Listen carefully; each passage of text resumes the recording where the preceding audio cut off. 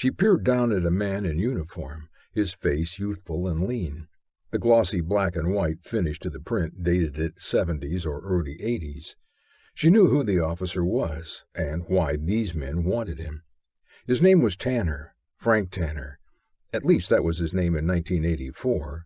A good cop, and what is more, a witness, like her, to wicked men like her captors.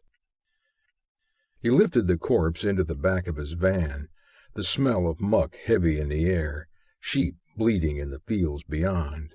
He hated farms, the smells, the remoteness, the stinking countryside peopled by weirdos crying tally-ho while brandishing horsewhips. People like those two thugs who'd employed him on the job sent him to this desolate shithole. Sheep-baggers. Jim was no sheep-bagger. He was a city boy, through and through, and he guessed she'd been a city girl. Thoughts wormed through patches of fertile soil in the woman's shattered mind before she cottoned on.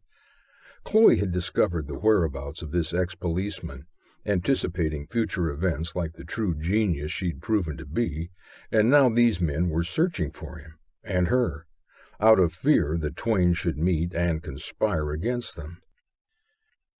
Never before had he felt sorry for a victim of his murky trade. Even when faced with certain doom, the way she'd acted so blasé struck Jim as superhuman. Could he have coped with such torture? Of one thing Jim had no doubt. He still had the stomach for the job.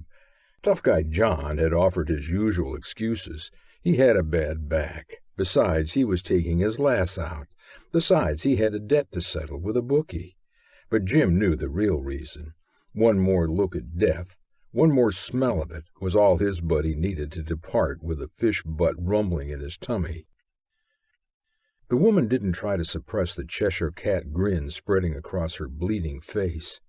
Chloe had found her man and protected him from certain recrimination at the hands of Ray-Bans and baseball cap. He still had the heart for the job, too, though recent events had forced him to question his customary hard-nosed attitude to the waste products of his profession. Ironically, that same protection wasn't afforded to herself. The torture she was suffering bore the prickly truth that her dear Chloe was prepared to put anyone at risk, including her closest guardian, family, and friends, in the pursuit of justice. But there was no bad taste in the captive's mouth. Chloe was a true heroine. She'd cared for nothing but the ultimate truth. How could it be right for two grown men to slaughter a frail bird? His employers troubled Jim. He'd done jobs for them before, beatings, reprisals, his stock in trade, but this time they'd gone too far. They'd promised a clean outcome, but they'd lied. They'd made him and John look stupid, and now Jim couldn't look the lassie in the face, even though she wasn't staring back. With a smooth motion, the younger man grabbed her by the throat, lifting her chair over and now standing astride her, his right foot firmly crushing her rib cage. He wedged the taser between her thighs and pulled the trigger. Her lower half twisted and threshed helplessly as he gradually guided the stun gun upwards. Then he tilted it 90 degrees before shoving it up her, blood streaming in all directions like some macabre reconstruction of a baby being born. She'd never stare again. A true heroine. And no bad-looking lassie either, considering her present state.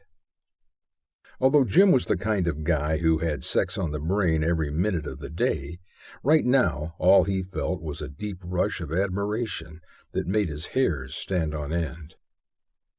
He shook his head and tried to blot out the memory of the horrors he'd just witnessed. The woman may have suffered an undignified death, but she'd damn well receive an honorable burial.